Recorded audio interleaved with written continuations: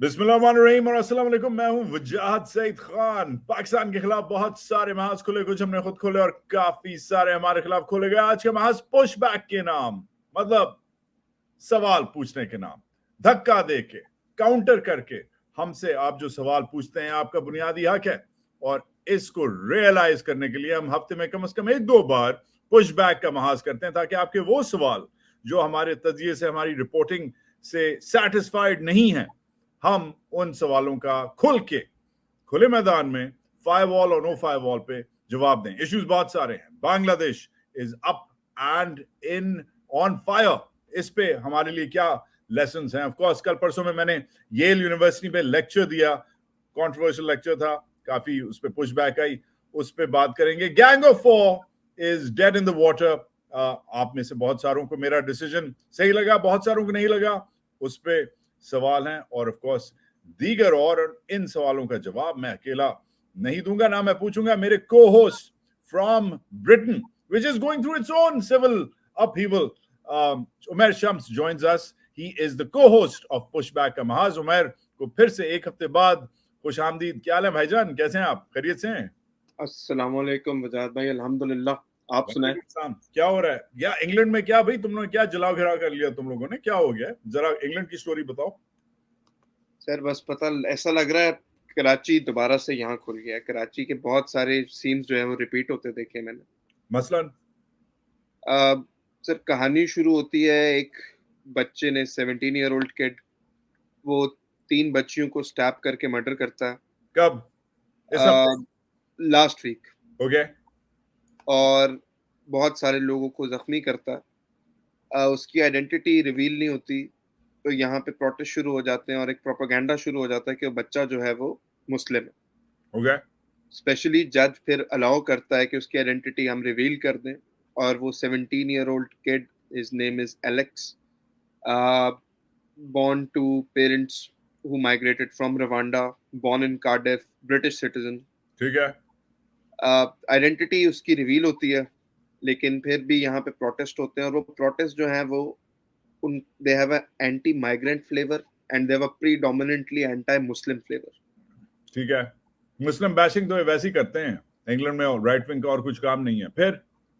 फिर सूरत हाल ये होती है कि लिवरपूल में, मर्सी साइड पे जहाँ पे ये इंसिडेंट हुआ, स्टॉकपोर्ट में, वहाँ पे, मैनचेस्टर में, हल में, लंदन में, बहुत सारे एरियाज में फार राइट प्रोटेस्ट्स होते हैं, जिसके बाद बिल्कुल वैसे होता है जैसे पाकिस्तान के प्रोटेस्ट में होता है। जलाओ घेराव होता है, दुकानों के शीशे टूटते हैं, जूते चोरी हो जाते हैं, खाने की चीजें चोरी हो जाती हैं, गाड़ियों में ब्राउन स्किन्ड लोग अगर नजर आ रहे हैं तो उन पे अटैक हो जाता है। मिडल्सब्रो में एक रोड पे चेक पॉइंट लगा के दे अलाउ कार्स टू पास, जो कि कोई गोरा ड्राइव कर रहा है, दे स्टॉप कार्स जो कि कोई साउथ एशियन ड्राइव कर रहा है। ना कर। ये इंग्लैंड के कौन से हिस्से में है ये जो जलाओ घराव हो रहा है? ये नेशन वाइड है, प्रीडोमिनेंटली जो है ये नॉर्थ ईस्ट और साउथ वेस्ट में, मिडलैंड्स में, नॉर्थ ईस्ट साउथ वेस्ट में। फिर प्राइम मिनिस्टर एड्रेस करते हैं कल रात को, एनी बेसिकली सेज कि 2011 में जो लंदन राइट्स हुए थे उसको हमने जैसे डील किया था हम वैसे डील करेंगे। We will get everybody. Cobra special task force है, उसकी एक मीटिंग आज कॉल करते हैं, और कल से लेके आज तक 400 अरेस्ट हो चुके हैं। सिचुएशन बड़ी टेंस है यहाँ पे। Oh my God. Well, stay safe, but I hope जो हमारी मुसलमान पाकिस्तानी कम्युनिटी है वो सेफ रहे। उनके क्या इस वक्त क्या आदाद शुमार हैं, क्या है? कोई हैव पीपल बीन अरेस्टेड और हर्ट और injured in these rights? Pakistani या मुसलमानों का क्या इस वक्त हाल है?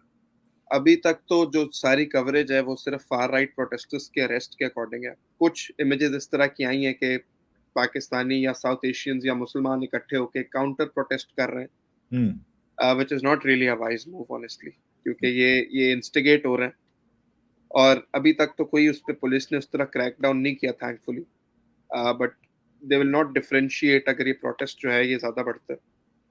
राइट। स्पीकिंग ऑफ प्रोटेस्ट ज्यादा बढ़ता है, पहला महाज खोलते हैं। बांग्लादेश। अब बांग्लादेश में जो हुआ है वो तो सामने ही है। पिछले 24 घंटों में जो हुआ है, रात के अंधेरे में जो कल्मिनेट हुआ, दोपहर तक हुकूमत बांग्लादेश गायब हो चुकी थी लिटरली। इस पे पूरी हमें जो कहानी है जरा खींच के सुनाओ कि एग्जैक्टली ये इस कॉन्फ्लिक्ट का, इस पूरी अनरेस्ट का क्या है, जेनेसिस क्या है, कब शुरू होता है? सर, ये जुलाई में शुरू होता है जब एक 2018 का लॉ था कि 30% जो सरकारी नौकरियां हैं वो 1971 की जो बांग्लादेश की वॉर ऑफ इंडिपेंडेंस थी, जो पाकिस्तान से आज़ादी की जंग कहते हैं जैसे वो, उसके जो उसमें जो लड़ने वालों के रिश्तेदार थे उन्हें मिलेंगी 30% नौकरियां। ये 2018 में पास हुआ। जब इलेक्शन हो गया, इलेक्शन जीत गई, तो ये लॉ उन्होंने रिपील कर दिया शेख हसीना वाजिद ने। ये जुलाई में इसको कोर्ट रीइंस्टेट करता है। स्टूडेंट्स जो है वो प्रोटेस्ट करना शुरू करते हैं क्योंकि 30% कोटा ये हो गया, 26% कोटा है माइनॉरिटीज के लिए, औरतों के लिए, डिसेबल्ड लोगों के लिए। तो 56% जॉब्स जो है वो कोटा सिस्टम पे चली गई। ठीक है। नेट में 3000 जॉब्स के लिए 4 लाख लोग बांग्लादेश में सिविल सर्विस का एग्जाम देंगे, और a fifth of the population of Bangladesh is unemployed। तो 17 करोड़ के मुल्क में 3.5 करोड़ लोगों के पास नौकरी नहीं है। My God. यहाँ से ये प्रोटेस्ट शुरू होता है और जुलाई के शुरू से ये स्टार्ट होती है कहानी। 21 जुलाई को कोर्ट जो है वो रिपील कर देती है। अच्छा। लेकिन इसके बीच में ऑफिशियल फिगर्स ये कहती हैं कि बिटवीन 180 to 300 लोग जो हैं उनकी डेथ हुई है, और unofficially more than 1000 students have been killed. तो ये जो तस्वीर है ये मुझे सबसे रेजिडेंट लगी। इससे मेरा ख्याल है पहला सवाल अब शुरू करो, क्योंकि इससे बहुत सारी इमेजेस, बहुत सारी यादें ताज़ा होती हैं। ये कौन है, जरा याद दिलाओ, और फिर महाज शुरू करते हैं, पुश बैक का महाज। ये बांग्लादेश के अब्बू हैं। ये is the father of Bangladesh. ये शेख हसीना वाजिद के भी अब्बू हैं। इनकी वीडियो भी आजकल बड़ी देखी पाकिस्तान में लोगों ने। शेख मुजीबुर रहमान साहब का मुजस्मा है ये।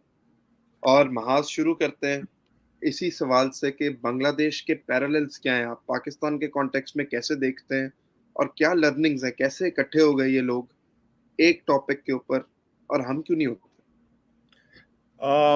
बांग्लादेश के जो अब्बू हैं, ये किधर गए? बांग्लादेश के जो अब्बू हैं वो तो ठीक है, मगर पाकिस्तान में भी काफी सारे अब्बू हैं, और पाकिस्तान में उन अब्बुओं का वक्त आ गया। जिस जिसके अब्बू हैं हमें पता है किस किस के अब्बू हैं, मगर this does not board well for dynastic politics. ठीक है, it does not board well for Indian dominance. India के लिए सबसे बड़ा लेसन है, लोग कहते हैं पाकिस्तानियों के लेसन है, हाँ, मगर इंडिया के लिए लेसन है जो हुआ है बांग्लादेश में। बंगालियों को आज मैं खराज तहसीन पेश करता हूँ। उन्होंने हमें भी निकाला और उन्होंने हिंदुस्तानियों को भी निकाला। जैसे हमें निकाला ये 71 में, आज की तारीख में ये हिंदुस्तानियों का आउस्टर है, क्योंकि ये इफेक्टिवली हिंदुस्तान की प्रॉक्सी आयरन लेडी थी। उन्होंने इसे प्रॉप अप किया हुआ था, सपोर्ट कर रहे थे। लास्ट मिनट तक रॉ की रिपोर्टें चल रही हैं कि रॉ के अफसर आके शेख हसीना को एडवाइस कर रहे थे कि इधर बंद करो, ये बंदिश करो, ये करो, ये करो, ये करो। इनफैक्ट जो रिपोर्टिंग है वो ये चल रही है कि जो कश्मीर में रॉ करता आ रहा है वो ये कोशिश कर रहे थे कि बंगालियों के साथ करें। वही टैक्टिक्स, वही शटडाउन, वही डोर टू डोर सर्चेस, उसी किस्म का जो उनके काउंटर टेररिज्म मेजर्स कश्मीर में इस्तेमाल किए हैं वो इधर इस्तेमाल कर रहे थे। मगर इनमें और हम में एक फर्क है, और फर्क ये है कि हम कौमियत और कबीलाबाजी में हम घुसे रहते हैं। हम एक होमोजेनस मुल्क नहीं है। हमारी अलग अलग जुबानें हैं, अलग अलग रंग हैं, कौम कबीले हैं। उससे वो हमारी खूबसूरती भी है, उससे हमारी जमहूरियत भी खूबसूरत होती है। बेशक बेशक अलग अलग जुबानें, अलग अलग सूबे, मगर उससे खितावारानियत भी बढ़ती है, पैरोकिलिज्म, प्रोविंशियलिज्म भी आता है। इसलिए शायद हम यूनाइटेड नहीं है। आज पाकिस्तान में भी प्रोटेस्ट हो रहे हैं, मगर बलूचिस्तान एक तरफ मिसिंग पर्सन्स को रो रहा है, केपी वाले दूसरी तरफ ये जो वर्दी है इसके पीछे, जो दहशतगर्दी है इसके पीछे वर्दी है के नारे लगा रहे हैं। कराची वाले बेचारे वही कर रहे हैं जो वो अल्ताफ हुसैन के जमाने से किए जा रहे हैं, उर्दू का कोटा, उर्दू स्पीकर्स का कोटा। पंजाब को तो छोड़ दो, एक तरफ कर दो, मगर इवन कश्मीरी अब बात आंखें दिखाने लग गए हैं मरकज को। Bengalis are united by the language, जुबान से ये मुत्तहिद होते हैं, अपनी एथनिसिटी से, मुत्तहद होते हैं। यस, अमीर बंगाली हैं, गरीब बंगाली हैं, प्रो पाकिस्तान बंगाली हैं, प्रो इंडिया बंगाली हैं, प्रोग्रेसिव बंगाली हैं, कंजर्वेटिव बंगाली हैं, मगर बंगाली हैं। बांग्लादेश के का जो एथनिक मेकअप इतना भी होमोजेनस नहीं है, मगर उन्हें जुबान यूनाइट करती है, और इसलिए ये कम से कम उन लोगों के लिए लेसन है जो समझते हैं कि पाकिस्तान का अवाम खड़ा नहीं हो सकता। ये उस अवाम के लिए भी लेसन है कि एक नई जनरेशन ने ऑनलाइन फोन्स के जरिए, सोशल मीडिया के जरिए, ये जो बूमर्स हैं, ये जो बाबे हैं जिनकी तस्वीर ये लगी हुई है, इस बाबे की और इसकी बेबी की जो रजीम है उसको ऐसे उल्टा है कि उसे 45 मिनट मिले सिर्फ और सिर्फ इतना बड़ा मुल्क छोड़ने में। जो साउथ एशिया की सबसे लंबी सर्विंग प्रीमियर रही है, उस औरत को उसी के मुल्क ने 45 मिनट दिए, जिसने तकरीबन 2 दहाइयों से रूल किया है आयरन हैंड के साथ। अब इधर न्यूयॉर्क में हर दूसरा टैक्सी ड्राइवर बंगाली है, और क्योंकि टैक्सी लेना न्यूयॉर्क की रिवायत है, मैं हमेशा जब बम्प इन करता हूं मैं उससे पूछता हूं कि हाँ जी जॉय बांग्ला, वो कहता है नो जॉय बांग्ला। मतलब ये इनका इसकी पार्टी का नारा है, इनका नारा था शेख का। क्यों, मैं पूछता हूं, क्यों भाई तुम शेख हसीना को पसंद नहीं करते? कहता कुछ नहीं पसंद करते। Sheikh Hasina is a hated character because of a policies. हाँ, उसने इकोनॉमिकली प्रॉप अप किया है, बेशक आज इनकी जो इकोनॉमी है बहुत बड़ी इकोनॉमी है, पाकिस्तान को बीट कर गई है, इंडिया से जीडीपी पर कैपिटा इनका ज्यादा है, तो दे डूइंग वेल। मगर ये उन लोगों के लिए अब सबक है, जैसे ये नवाज शरीफ और शहबाज शरीफ और इसहाक डार पार्टी, स्पेशली इन लोगों के लिए जो समझते हैं कि इवन अगर हालात माशी तौर पे अच्छे हों, मगर अगर सियासी तौर पे आप लोगों को क्रश करते रहेंगे तो लोग फिर भी खड़े होंगे। ये अगर दुनिया की और हमारे खिते की फास्टेस्ट ग्रोइंग इकोनॉमी है बांग्लादेश, मगर फिर भी लोग खड़े हुए हैं, हमें तो ये एजाज भी हासिल नहीं है। तो ये लेसन है कि even when things are economically well, फिर भी लोग गुस्सा कर सकते हैं अगर वो वेल ऑर्गेनाइज्ड हों। इनके पास तो ये भी फैसिलिटी नहीं है। ये जो फौज को बेचते हैं अपना मंजन कि कोई नहीं जी, हम ताजिर बरादरी हैं, हम इंडिया के साथ हालात सही कर लेंगे, तिजारत कर लेंगे, डॉलर के 200 के नीचे ले आएंगे, वो ये नहीं कर सके, तो इनके ऊपर तो और भी प्रेशर है। तो इसमें हमारे लिए लेसन्स हैं। तो पहले बंगालियों को सलाम है, पहले हमें निकाला और आज हिंदुस्तानियों को निकाला। तो जबरदस्त कौम है जी, जबरदस्त कौम है। बट उनका फौजी जो है, वो जो जनरल है, उस पे मुख्तसरन उसने शेख हसीना के स्टाफ पे काम किया हुआ है, मगर जब फौज ने देखा, उसकी फौज ने, कि भाई लोग जो हैं गुस्से में हैं, तो उसने एक पॉलिटिकली स्मार्ट डिसीजन लिया, लोगों के हक में, रेजिम के हक में नहीं। ये हमारी फौज के लिए बहुत बड़ा लेसन है कि वो देखे कि लोग किसके साथ हैं, और जिसके साथ हैं उसकी साइड ले। क्योंकि वो आज जो तस्वीरें आई हैं, फौज को लोग मुस्कुरा के मिल रहे हैं, हाँ मुस्कुरा के मिल रहे हैं, झपियां मार रहे हैं। आज फौज पॉपुलर है, और फौज को पॉपुलर रहे तो कोई भी दुनिया की फौज, किसी भी मुल्क की, तो बेहतर है। तो ये हमारी फौज के लिए भी लेसन है कि ये ना हो जाए कि फौज भी इस लड़ाई में, हमारी जो सियासी लड़ाई है उसमें फौज ऑलरेडी घुसी हुई है, उससे निकलने का बेस्ट तरीका यही है जो इस फौज ने किया। हालांकि इस बंदे ने, जो ये इनका जो आर्मी चीफ है, नया आर्मी चीफ है उमैर, और इस आर्मी चीफ ने हसीना के लिए पहले काम किया हुआ है as a principal staff officer, और ये आर्मी चीफ एक्चुअली एक और आर्मी चीफ की फैमिली में बयाया गया है, पुराना फौजी है, मगर जो डिसीजन लिया है उसने अवामी डिसीजन लिया है, सियासी डिसीजन नहीं लिया, वो जो सबसे बड़ा डिसीजन है। So it's lessons to be learned here with Bangladesh. हमारा पहला क्वेश्चन भी सैयद, हमारे देखने वाले बड़े अच्छे क्वेश्चंस करते हैं सैयद आप, उनका यही सवाल था कि बांग्लादेश के अवाम के सियासी शऊर ने बांग्लादेश में इंडियन हाकमियत के मंसूबे को खाक में मिला दिया, तो clearly there are lessons to be learned from Bangladesh. भाई इंडिया का जो फुटप्रिंट है, इसमें इंपॉर्टेंट पार्ट ये है, इंडिया का फुटप्रिंट नेपाल में इस वक्त थ्रेटन्ड है, इंडिया का फुटप्रिंट इस वक्त श्रीलंका में थ्रेटन्ड है, इंडिया का फुटप्रिंट इधर से उखाड़ दिया गया है बांग्लादेश, और ये पाकिस्तान के लिए अपॉर्चुनिटी है, बड़ी सीरियस अपॉर्चुनिटी है कि इन मुल्कों में अब गैप है, इंडिया इन सब मुल्कों का डेटर है, इनको कर्जा देता है, फाइनेंसियर है, इनको सपोर्ट करता है, इनको इमदाद देता है और इनको इन्फ्लुएंस करता है, ठीक है। मगर एक इलेक्शन ही की वजह से मालदीव से भी इंडिया को उखाड़ा गया और फिर इंडियन, आप तुम्हें याद होगा मोदी ने एड शैड बनाया, जो भी किया, उल्टी सीधी हरकतें की। श्रीलंका में ऑलरेडी जो है तनाव है, नेपाल में पुशबैक शुरू हो गया है और बांग्लादेश में भी। ये इधर ये ग्रोसरी स्टोर वाला है बंगाली, उससे जाके मैं सैलड लेता हूँ, हफ्ते 10 दिन पहले बात हुई, मैंने कहा क्या हो रहा है, कहता आप इंडियन तो नहीं है, मुझसे पूछा उसने। मैं कहा नहीं भाई मैं इंडियन नहीं हूँ। कहता ठीक है किधर से आप, मैं पाकिस्तान से। कहता ठीक है फिर आपको मैं बता सकता हूँ कि क्या हो रहा है, बिकॉज मैं इंडियंस को नहीं बताऊंगा। मैं कहा और बड़ा स्ट्रॉन्ग सेंटिमेंट है, बड़ा स्ट्रॉन्ग सेंटिमेंट है।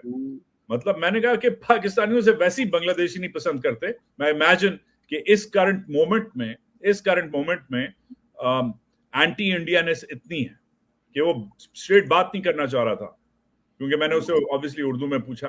But that's how bad it is right now. India की इन्फ्लुएंस ओवर एक्सर्ट कर गया इंडिया, और ये पाकिस्तान के लिए चांस है कि थोड़ा सा न्यूट्रलाइज करे इंडियन इन्फ्लुएंस को।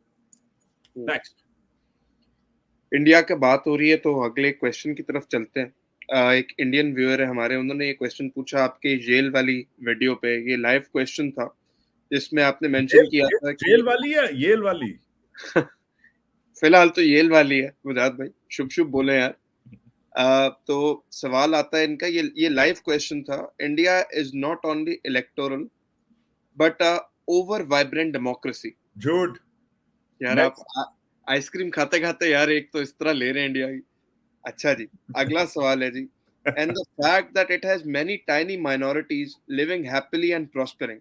झूठ दूसरा झूठ, आगे चलो। is the best possible certificate. Coming to Muslims, they are the de facto majority in India, wielding more real street power than any other community. झूठ, आगे चलो। But they are not happy to remain so. They dream and target to convert every country they live in. झूठ, अभी तक 3 झूठ हैं। पहला झूठ कि इंडिया वाइब्रेंट डेमोक्रेसी है, कहीं से नहीं है। अलग अलग इंस्टीट्यूट, अलग अलग थिंक टैंक्स, बीबीसी से लेकर अल जजीरा तक, वॉशिंगटन से लेकर लंदन और स्वीडन तक थिंक टैंक्स कह रहे हैं कि इंडियन डेमोक्रेसी बैकस्लाइड कर रही है, रेटिंग्स में गिरी है, इंटरनेशनल इंडाइसेस में गिरी है। इंडिया एक इलेक्टोरल डेमोक्रेसी है, मतलब इलेक्शन करवाती है, मगर लिबरल डेमोक्रेसी नहीं है, मतलब लोगों का ख्याल नहीं रखती, सब लोगों को बराबर नहीं समझती।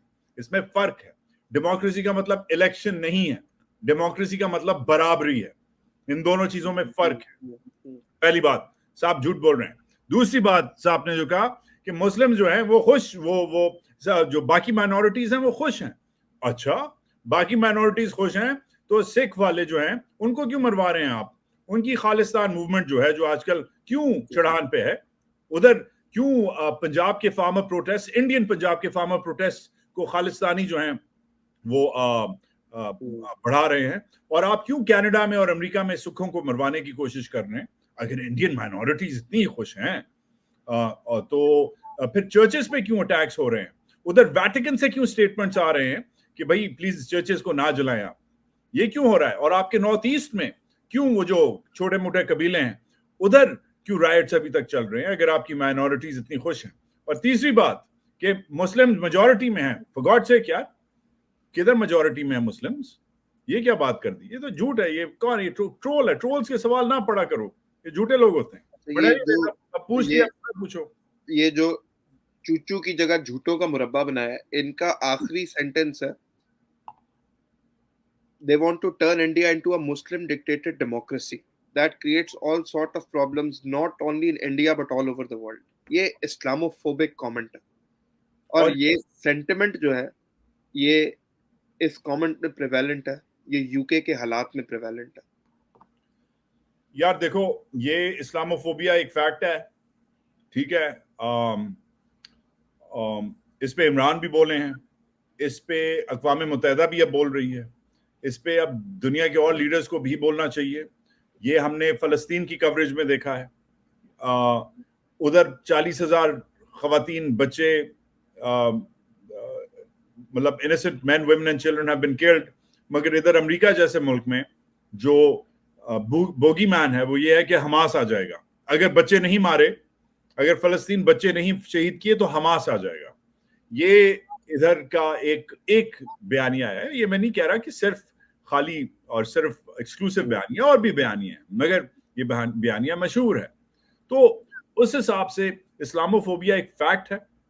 द फैक्ट इज कि अलग अलग मुआशरों में अलग अलग तरीके से जो स्मार्ट पॉलिटिशियंस हैं एग्जीक्यूट कर रहे हैं, वो सैड है। ट्रंप साहब ने अलग तरीके से एग्जीक्यूट किया, मुस्लिम बैन लगा दिया। मोदी साहब ने अलग तरीके से एग्जीक्यूट किया, बीजेपी और आरएसएस के दरमियान जो नेक्सस है उसको इंक्रीज किया। इंग्लैंड में ये अलग तरीके से, जैसे अभी तुमने हमें शुरू में बताया कि फार राइट वाले अलग तरीके से इसे कर रहे हैं। हालांकि उन बच्चों का कत्ल एक क्रिश्चियन लड़के ने किया, मगर बना उन्होंने ये हवा जो है मुसलमानों को दिया। तो अलग मुआशरों में अलग तरीके से मुसलमानों को टारगेट किया जा रहा है। मसला यह है कि कोई ग्लोबल लीडर है नहीं ऐसा जो खड़ा हो। एक खड़ा हुआ जिसने ये इधर आके तकरीर की, इमरान की बात कर रहा हूं, शलवार कमीज पहन के बोला कि मुसलमानों को टारगेट ना करो। क्या उसका हाल है आपके सामने। इस पे अब मैं क्या बात करूं।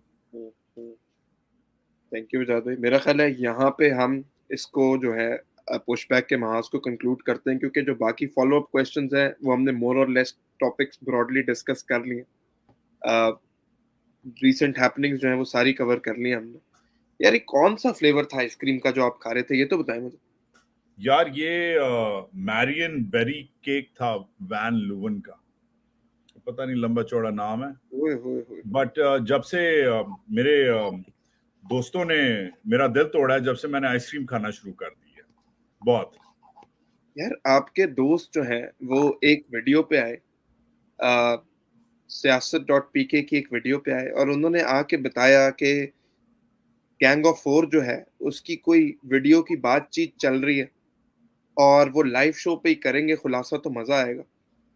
तो जब साबिर ने ये कहा तो मैं भी सोच में पड़ गया कि ये चल क्या रहा है, कि कोई वीडियो शेडियो का बन रहा है प्लान। सर उन्होंने क्या कहा एग्जैक्टली साबिर ने? उन्होंने कहा कि बात हो रही है, ये इसका लाइव उस पे खुलासा करेंगे। अगर मैं सेंसर करने वाले मुद्दे पे यहाँ बात कर दूंगा तो हमारा जो लाइव शो का प्लान है वो खराब हो जाएगा। I don't know what to say. मतलब मेरी जो आखिरी साबिर से बात हुई है, मैंने अपने शो पे भी बता दिया है, 3 हफ्ते से ज्यादा हो गए हैं। आखिरी जो बात हुई थी, उन्होंने कहा था, एक तो मेरी जो सवाल थे उनका जवाब उन्होंने दे नहीं सके। जब देने का वक्त आया तो उन्होंने कहा इस पे शो करते हैं। मैंने कहा था कि आप फिर से सेंसर करें वही बातें, वो, और उसका जवाब उन्होंने नहीं दिया। तो 3 हफ्ते से ज्यादा हो गए हैं कि साबिर ने जवाब नहीं दिया, तो कैसे वो कह सकते हैं कि वो हमारी बातचीत चल रही है? कोई बातचीत नहीं चल रही।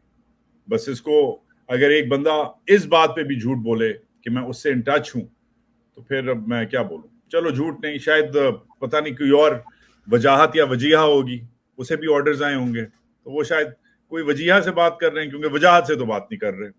मेजर वजीहा। कोई मेजर वजीहा ने खत तो नहीं लिख दिया जो आपने पिछली एपिसोड में ये प्यारे प्यारे इमरान वाला खत लिखा था ना? यकीन करें वो आज मेरी हिम्मत नहीं है, मगर वो जो खत है वो हिट हुआ है। डियर जनरल साहब, छोड़ दो यार, अभी नहीं करो। बट या इमरान पे जो हमने इमरान के खत पे जो शो किया अभी हमने ट्विटर पे लगाया हुआ है, लोग बड़ा एंजॉय कर रहे हैं। बट आई एम ग्लैड कि तुमने भी किया। Thank you sir. चलते चलते मैं आजकल जो है वो ये किताब पढ़ रहा हूँ। ये किताब है के अजीज की।